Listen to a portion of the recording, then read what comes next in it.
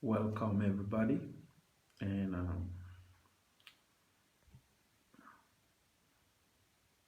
I just want you to invite your friends and everybody, and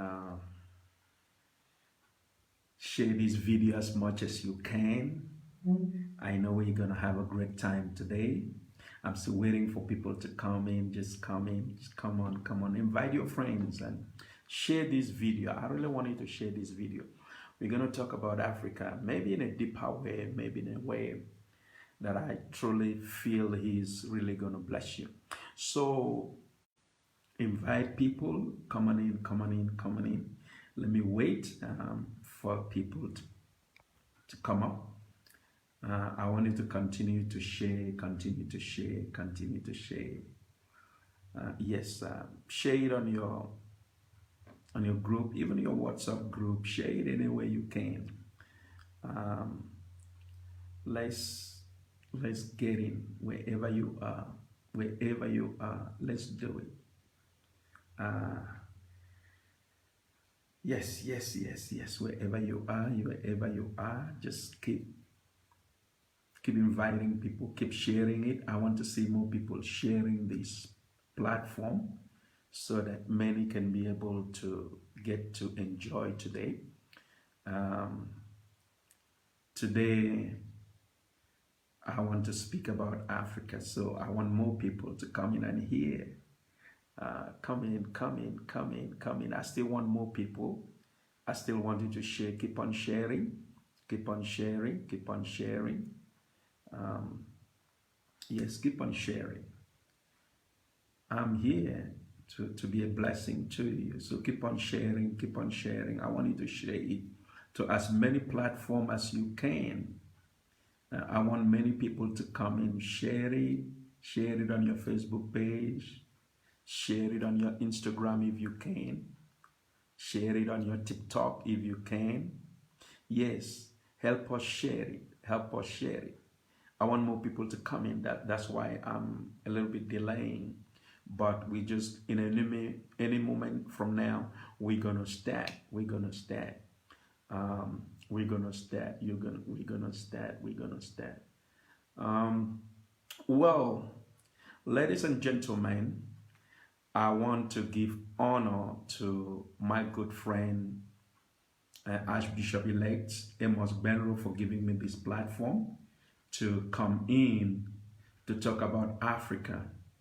And also I want to thank all the members of the leadership team of Bless Africa movement. I believe this is a very great platform as Africans to come together to talk about issues concerning Africa, to educate, to mentor, to work together in partnership. So thank you, my friend, for inviting me to this platform. And my name is Ernest Umanah. I hope you heard that very well. I'm a pastor, I'm a businessman, I'm a consultant. I wear many hats. Um, Thank you so much for all of you that have logged in, and let's get this ball rolling. Let's get this ball rolling. Listen. Um, I love Africa with all my heart. You know, personally, I've been to over 100 and I've been to the 54 countries of Africa. You can imagine that Africa have 54 countries, and I've personally traveled there myself. And whenever I get to a country, I observe the culture, the way the people behave, the way the people do things. And each of the African country is very unique on their own. They have their own belief systems, they have their own issues. And as I travel, I begin to see that many in Africa has lost hope, and they are motivated to travel outside of Africa because of what the media has told them, that there are places that you can go and be successful. So it is the motivation that will motivate an African person to cross the sea or die in the sea, just trying to get a better life outside of Africa. So whenever you go to African country, many of the Africans are demotivated because of what they've been told.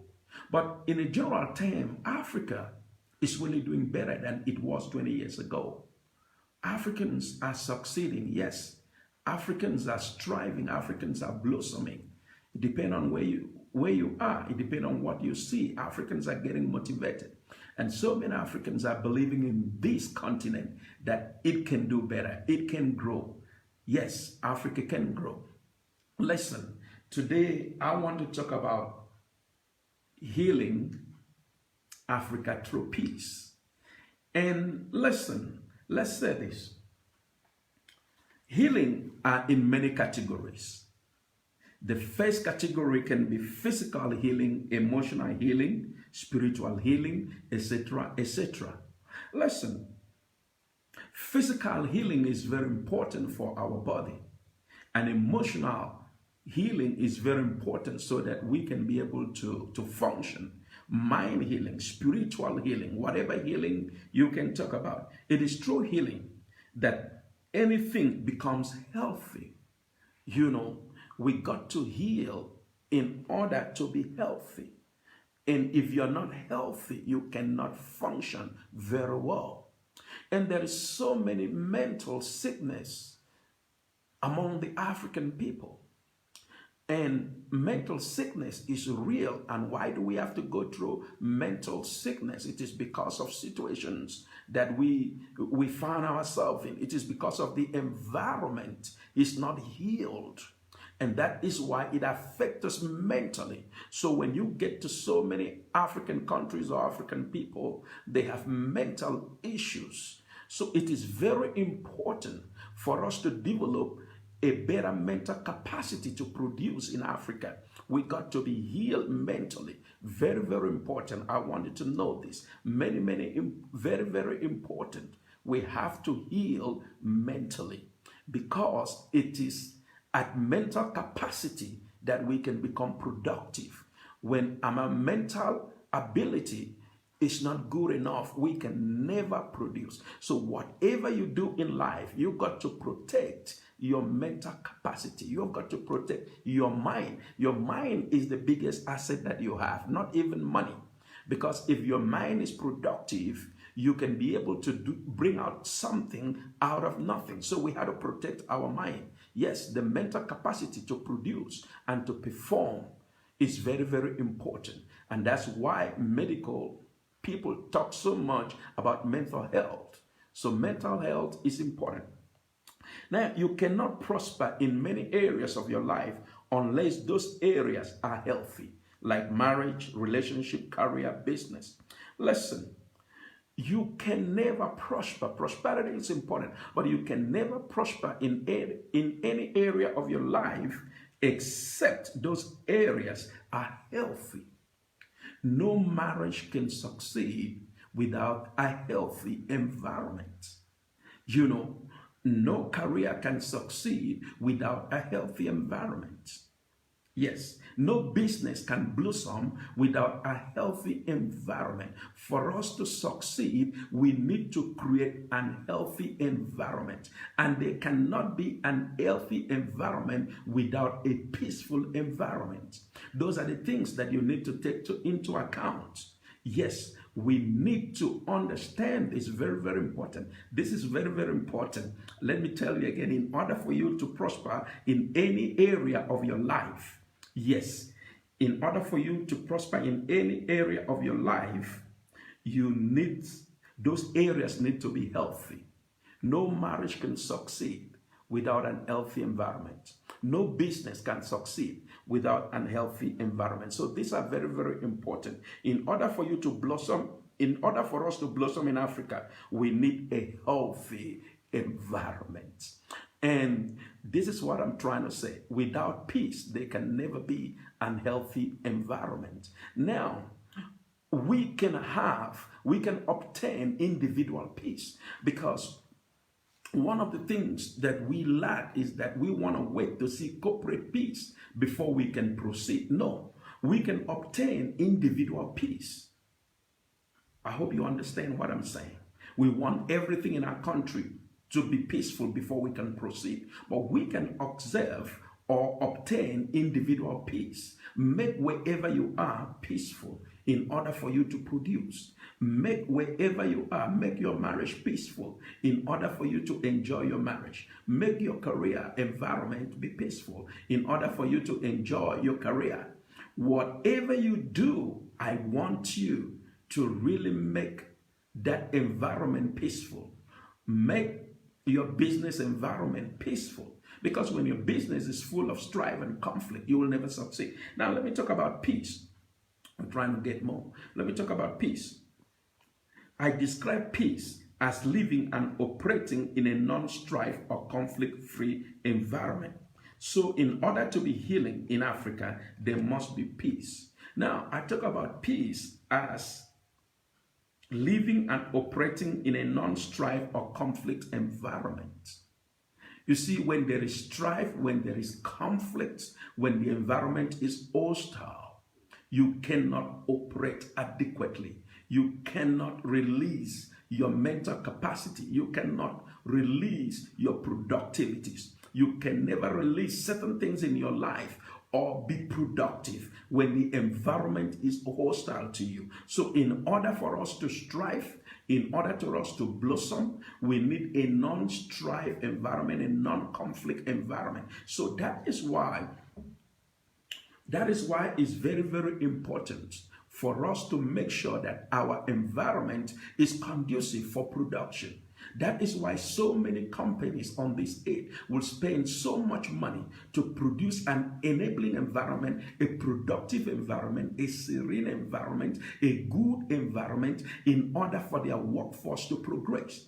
This is very important. Whatever you do, if you really want to succeed in life, make your environment free of strife, free of conflict. Yes, that's what I tell you. If you really want to prosper, make that environment free of strife and conflict. That is where you are going to be able to walk in a peaceful situation. So these are one of the things that we need to strive to see in Africa, that we walk in a good environment, that we walk in a non-conflict environment, we walk in an environment that are conducive for us to produce. And listen, you can say, but my country is not good, my country is this and that, but you can produce or you can provide that conducive environment at your home, at your workplace. It starts with you. Everything starts with us. You know, we don't need a lot of people to come together and just do that. It starts with us. Every change starts with me. Every change starts with you. Because you are a leader where you are. What is leader? Being a man of influence, be a woman of influence. You are influencing people. So in any way you are, in any place you are, create that environment that is conducive, that is peaceful, to allow people to blossom, to succeed in life. So that is how I describe peace. And peace is very important. Peace of mind allowed you to be able to do so many things. And you can say, oh no, I can never succeed in Africa. I can never obtain peace in Africa. Ladies and gentlemen, peace that you need must start from you. The environment, that conducive environment that you need must start from you. Because if it doesn't start from you, you will not be able to do anything in life. You will be expecting others to do that. Now listen. Now, when I talk about this, is that as Africans, we have been mentally oppressed. You know, if anyone wants to deal with you or destroy you, he must make sure that he pull down your mental capacity or capability. So in Africa, we have been dealt a blow. We can't think the way we supposed to think, because people help us to think. So when people help you to think, you cannot understand the right direction that you need to go, because every news that we hear oppresses us. So in Africa, we need to really train our mental capacity to begin to think, to begin to focus, if we really need to succeed in life. Because so many of us are not succeeding, not because of what is happening in Africa. It is because we have not developed ourselves mentally. We have not skilled ourselves adequately. So this is really what I want to talk about. That as an African people, we must believe in ourselves. We must believe in our ability. Number one, when you think that you are not good enough, that you have already destroyed your self-image. When you think you are not good enough, you will not have the ability to do so many things, because you always think that people are jealous of me, people don't like me, people do this to me. You know, in African environments, we like to talk too much. And when we look at what other people are doing to us, it kills our spirit. So we need to change that way of talking and start talking to ourselves. I am able. I can do it. Yes, it can happen with me. I will be the first person to do it. We need to begin to motivate ourselves. When you motivate yourself, you can do greater than you have ever done. Listen, in this generation, we need to do more than our fathers has done, more than our grandmother has done. If we don't go beyond that, then Africa will never be able to succeed. So listen. So these are very, very important, and these are very, very crucial. Our thinking capacity. Never, one of the things that we really think is that witches are our problems. Some part of Africa, we shift our blames to our cousin, to our in-laws, to our uncles who couldn't help us. But here you are, God has made you everything that God wants you to do to succeed, or everything that God knows that you need to succeed is put in you. God never pushed you to it without developing or without putting something in you that he wants you to use to touch lives. Listen, you are a complete package. Never think, in Africa, we think that everything that we do is inferior, but everything is trial by error. So we can never make it perfect if we don't try. Yes, we can never make it perfect if we don't try. I want us to get out of the condemning game and start playing the ball. Yes, when we play soccer, whatever we play, wherever you are, I don't know what your country plays, baseball, whatever, cricket, every player focus on the game. They do not focus on what the outsider says. You pay for them to entertain you. So they got to focus. Yes, they got to focus. Yes, I say it again. They got to focus on the ball. They have to deliver. Now, what are you focusing for? Are you ready to deliver? Yes, I'm talking on you. Are you focusing on what people are saying about Africa? Are you focusing on what people are saying about the black people? Or are you focusing to deliver? The world awaits you. So from today, I want you to do something. Begin to focus at what is in your hand. What is in your hand is very important.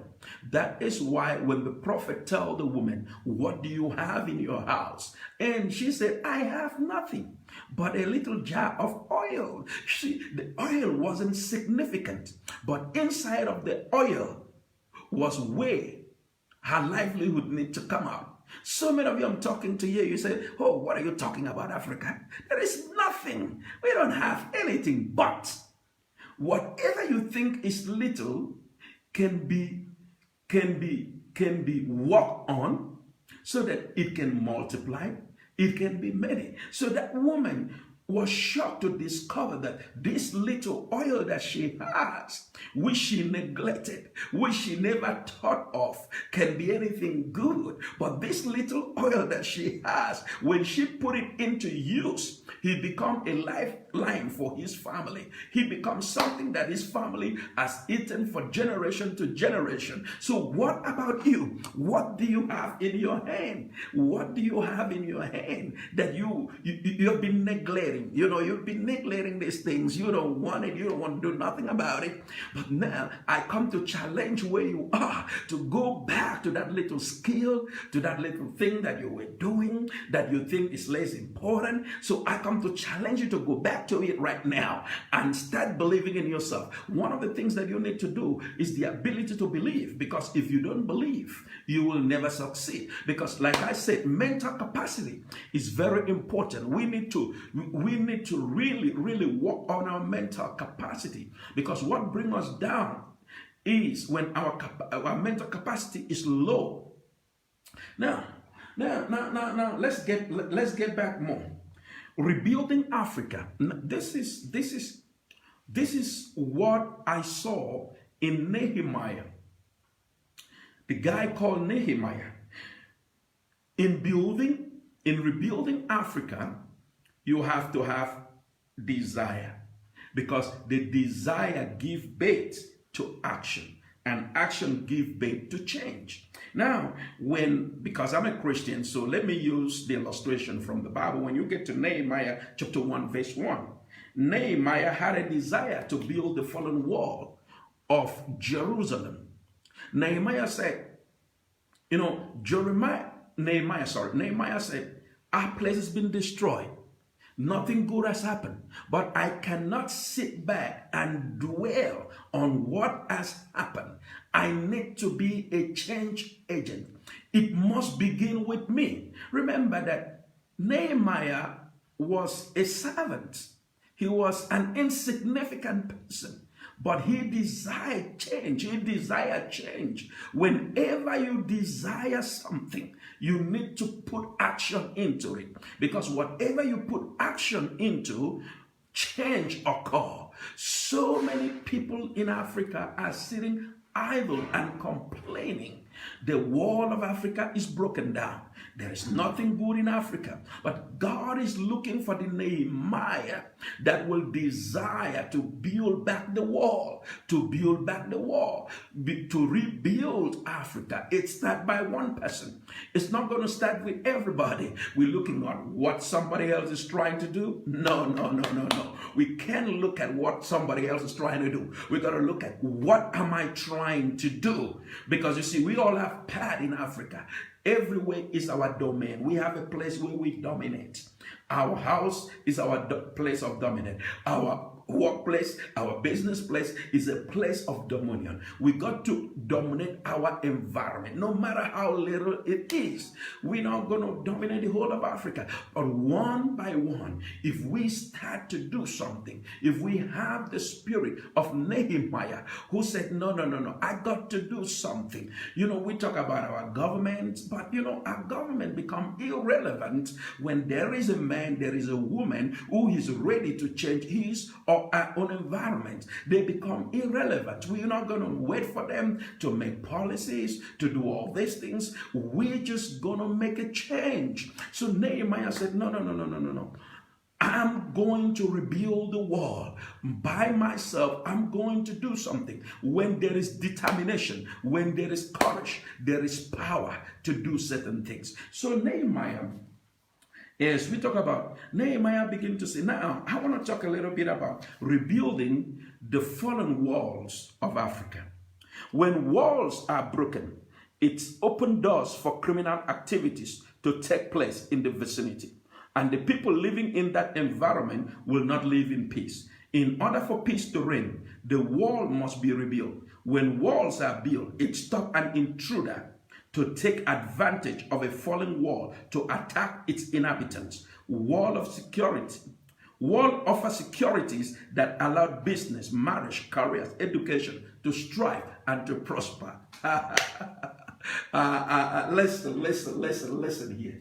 Can I repeat that again? Listen very well. When walls are broken, it opens doors for criminal activities to take place in the vicinity. And the people living in that environment will not live in peace. In order for peace to reign, the wall must be rebuilt. When walls are built, it stops an intruder to take advantage of a fallen wall to attack its inhabitants. Wall offers security that allow business, marriages, careers, educations, whatever, to prosper. Now, the walls of Africa has fallen. And now, because the wall of Africa has fallen, we need builders. Yes, we're looking for builders. We're looking for builders. When a wall is fallen, there is insecurity in the environment. There is criminal activities in the environment. Everything, an intruder is able to come in, and destroy whatever. So when a wall offer protection, a wall offer peace, a wall allow people to live in a peaceful environment. That's why in some countries we have wall or gated communities. Like in South Africa, everywhere is gated. Nigeria, everywhere is gated. Most of the place in Africa is gated. Why? Why do we have walls in our houses? It's to stop the intruder. Is to enable us live in a peaceful environment.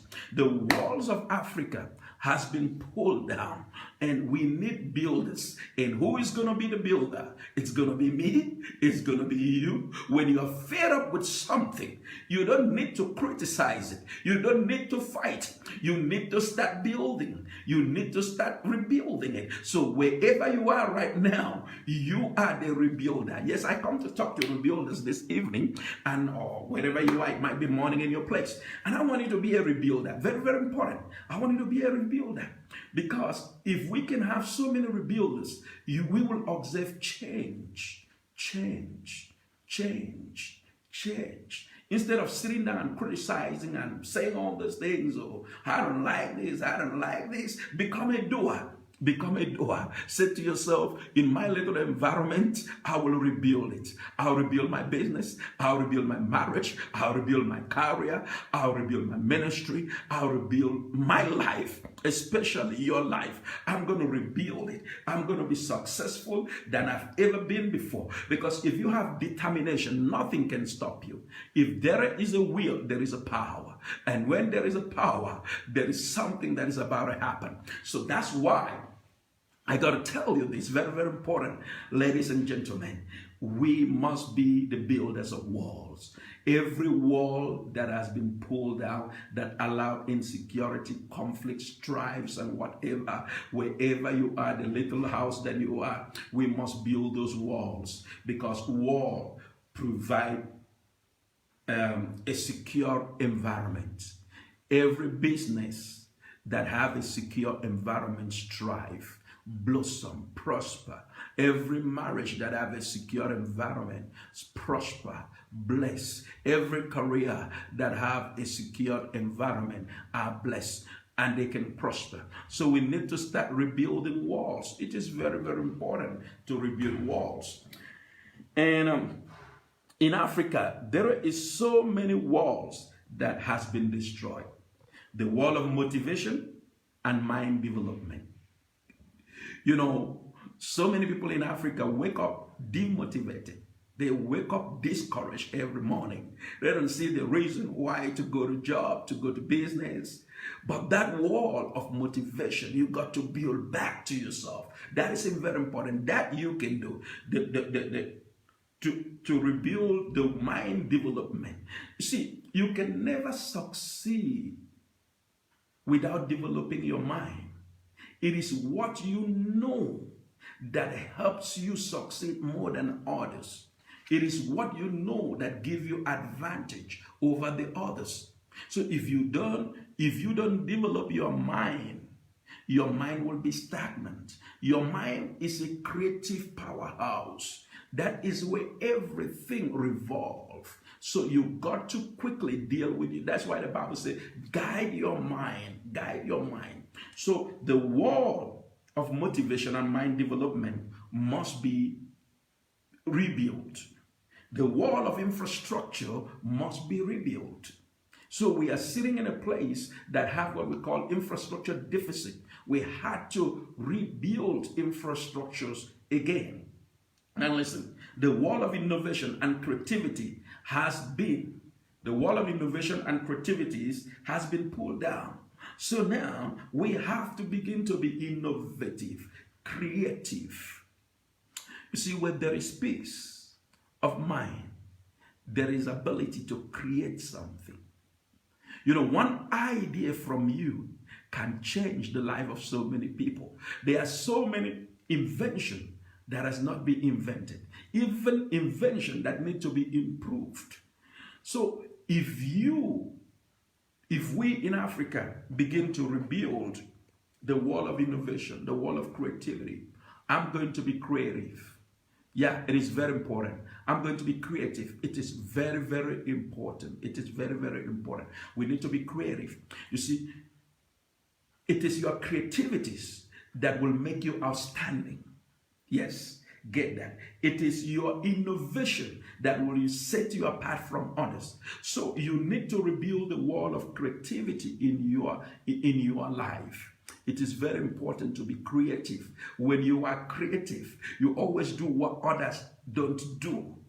You know, so that's very important. Now we talk about the wall of good governance. You know, the wall of good governance is very important. And good governance, we expect our government to begin to do it. But we can bring in good governance in our home, in our businesses, in the space of influence. Wherever we're able to influence, we should bring good governance. Some of us are walking in places where there is no good governance. The wall of visionary leadership. Yes, the wall of visionary leadership. Let me tell you something. When there is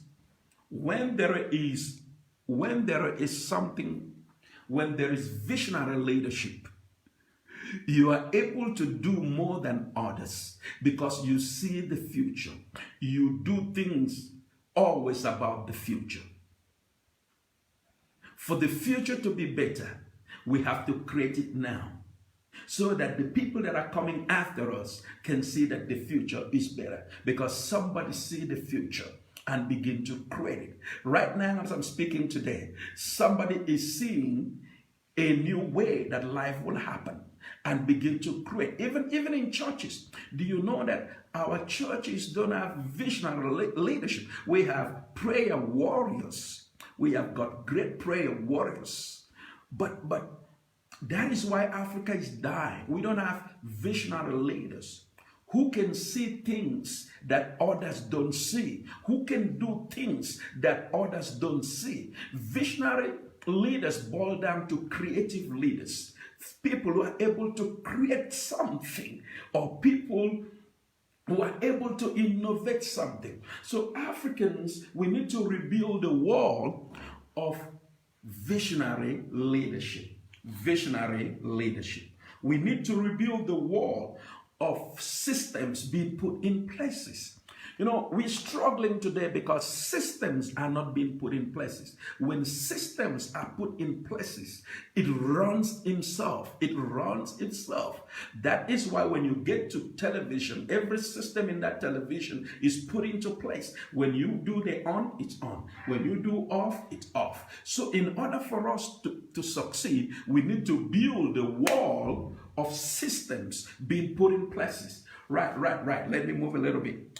The wall, this wall needs to be rebuilt by me and you.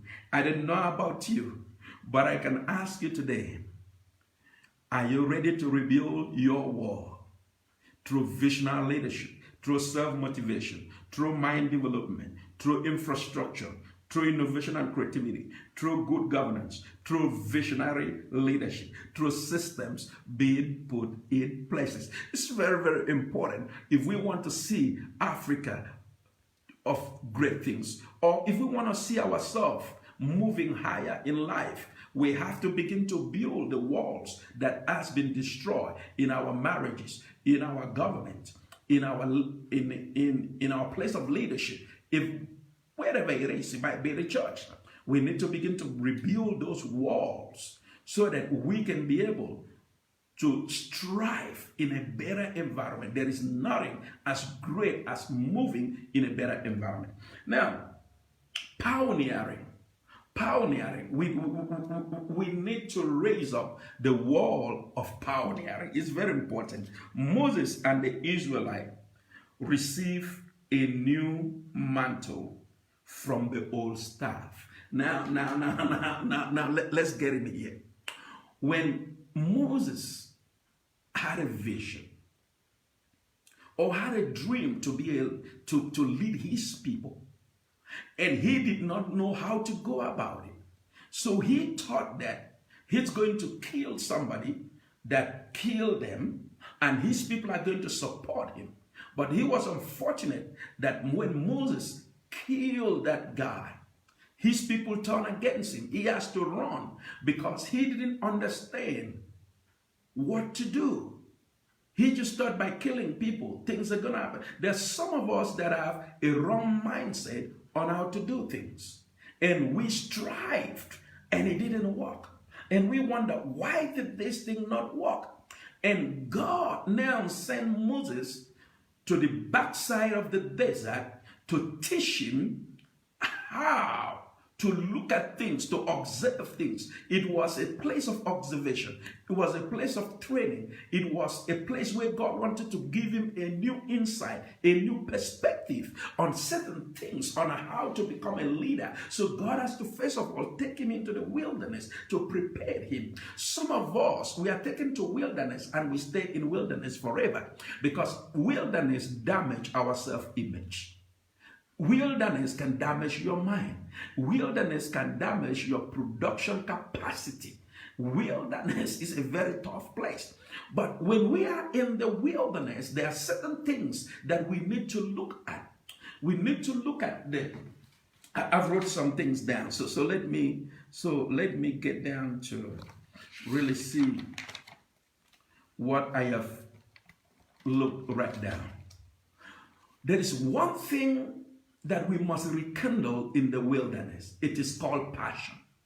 Passion is the fire to get you to where you are going. Until Moses received the fire, he couldn't have the motivation to do certain things because he was lukewarm in the place that he was. So he couldn't move further. He think this is the end because my dreams are no more valid. But he didn't know that wilderness was a place to give him insight, to allow him to have an encounter with passion. Until the day he had an encounter with passion, until the day that the fire get into his spirit, he was regenerated. He was, he was rekindled.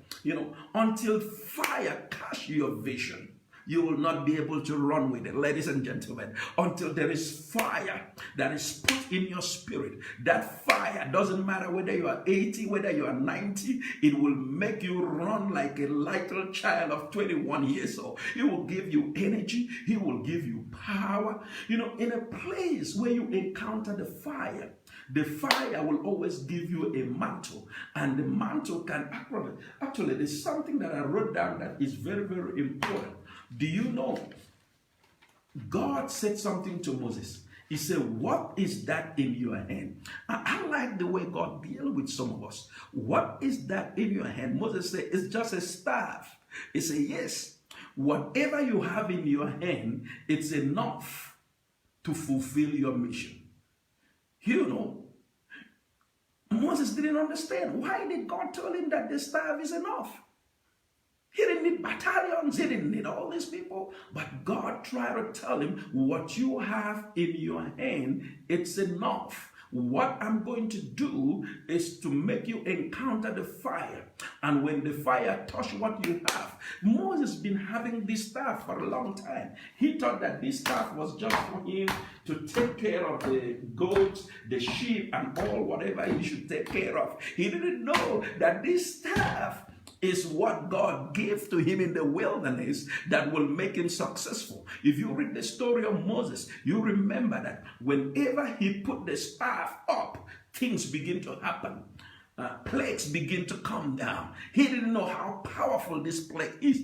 Ladies and gentlemen, you don't know how powerful what you have in your hand is. I don't know what you have in your hand. It can be your mouth, it can be your hand, it can be your eye, whatever you have. It is that thing that you have that you thought is nothing, that God is about to bring into it, and he will take that thing to help you challenge the world, to help you sit on your leadership position, to help you fulfill your dream, to help you fulfill whatever you are. Now, I wanted to go back to God. I know. I don't want to go back to God and say, God, what did you give me? What did you give me? What is it that I have? What is it that I have in my hand that I can give it back to you to empower it? Now, you got to discover these things was very powerful.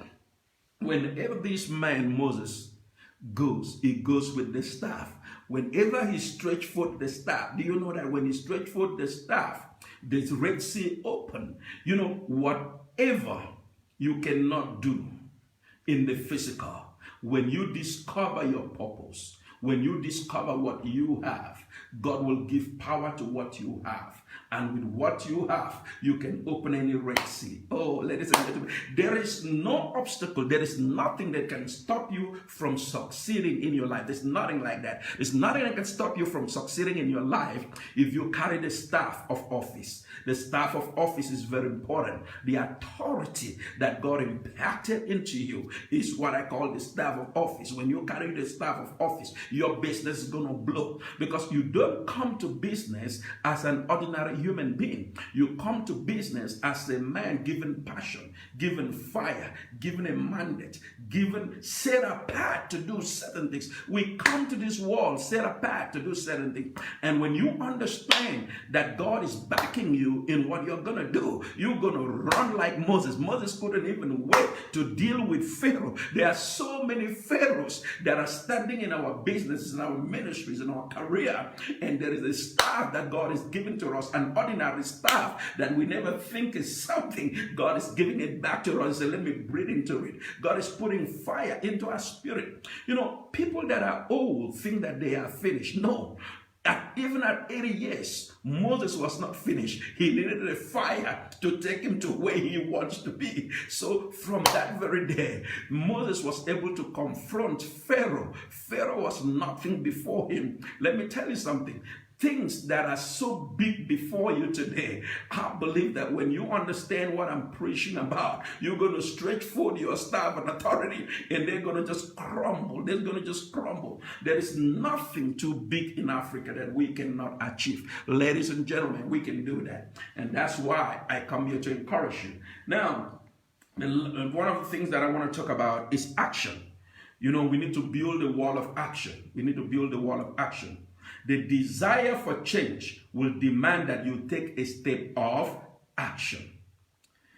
Like the 4 lepers in the Bible, we must have the attitude of the 4 lepers. That is the attitude of taking action in a hopeless situation. Let me read it again. We need to build a wall of action.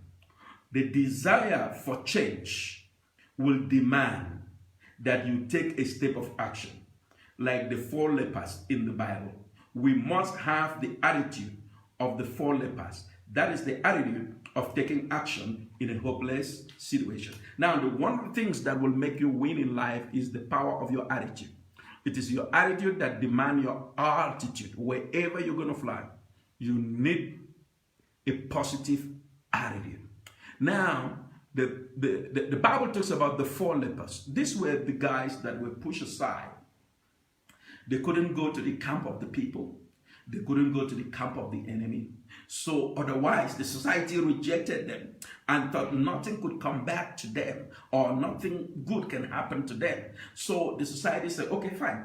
If the enemy want to kill, they can stand with the 4 lepers because they are nothing. They are nothing. They are nothing. Now, where are you sitting today? Are you sitting as a person where the society has thrown out like the 4 lepers? Or are you sitting in the camp? But let's talk about the 4 lepers. They were sitting there, ostracized, thrown away, rejected. But something happened in their life. They open up their thinking capacity on whatever situation you are. You got to think yourself out of that situation.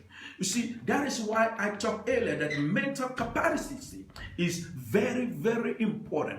The ability to think It is through your thinking that you have an idea to solve your problems. So we must build a wall of action. If we must do something, we must have the desire for change. If you don't have the desire for change, you will never take action, because action is born out of desire and change comes out of action. So now listen, ladies and gentlemen, now listen to this.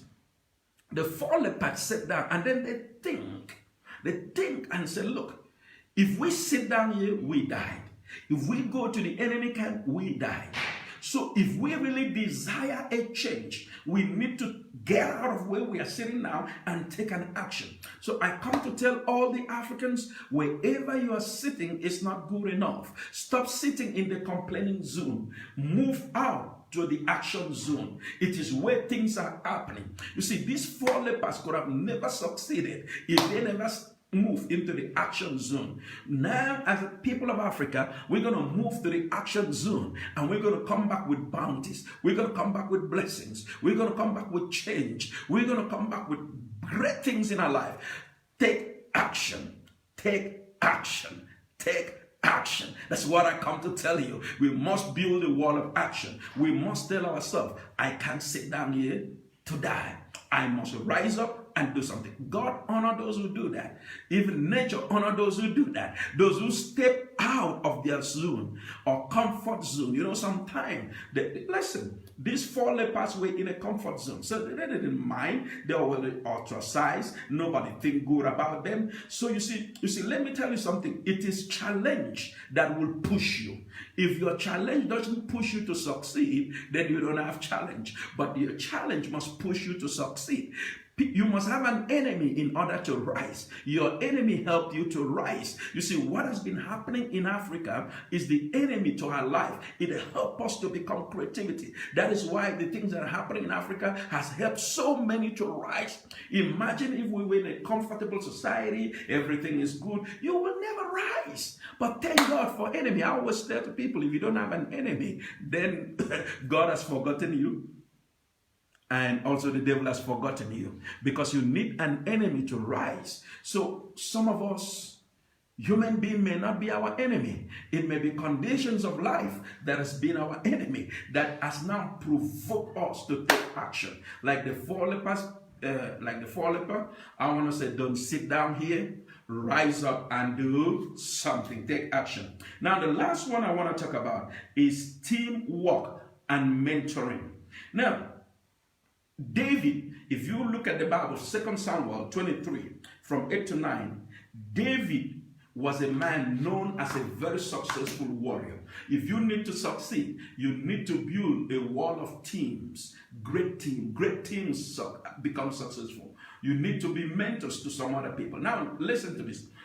The Bible, if you get to the Bible, because I'm a Christian, I'm a pastor, so I don't talk much about the Bible. So maybe you get your inspiration from any other place, but this is it. Now, you've got to build a great team if you want to succeed. Now, listen to this.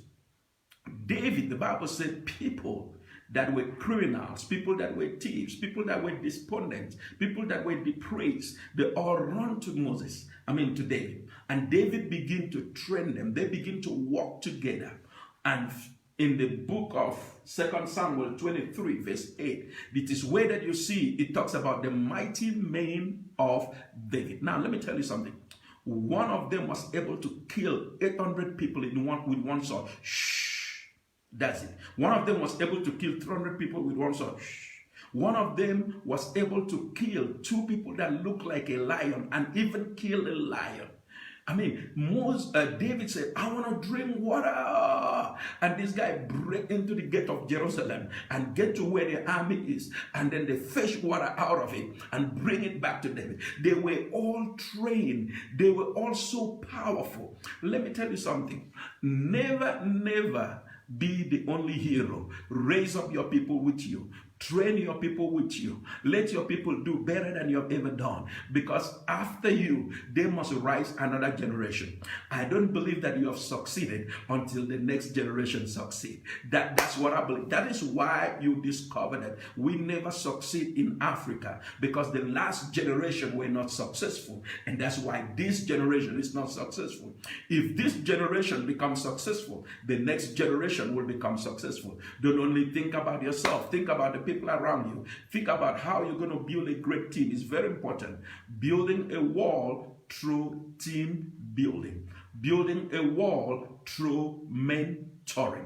It is very important to put yourself in other people so that they can be like David men. Imagine this power that David men had. They were not just ordinary men. They killed more than David did. David killed Goliath. One Goliath. One of his men killed about 2 giants or 3 giants. He can show you that the next generation must be better than you. And that is why you must train this generation. That is why you must believe in people and raise them up. I love you all, guys. And it was a privilege to come in to talk about healing Africa through peace. And I want to tell you that so many of you I'm talking today, you are going to be a change agent. Something in you is going to spring up. You're going to say, never. I'm not going to sit down here and be a failure. I'm going to rise and do something. I'm going to rebuild my own wall. I don't care about my neighbor, what he does, but I'm going to rebuild my own wall. I don't care about what other ministries are doing. I'm going to reinvent ministry. I'm going to reinvent my business. I'm going to reinvent what I do. I know you're going to do it. I know that I've come to motivate you today to say enough is enough. And then you're going to rise up and say, I'm going to do something. You're going to be like those 4 leopards who say, no, I cannot sit down here and continue to complain about bad governance. I'm going to make sure that I rise. I'm not going to sit down here and complain about infrastructure. I'm going to change my environment. I hope that I come here to motivate you, to inspire you, to say you are able. There is so much in you. God has put so much thinking ability in you that you will need to begin to use those thinking capacity to begin to bring in things. You are a revolutionary. I hope I'll spark a revolution today, that you get out from where you are today and say, I always know that this little thing in my hand can increase, can multiply. God do not start with big things. No, God start with small things. God start with small things.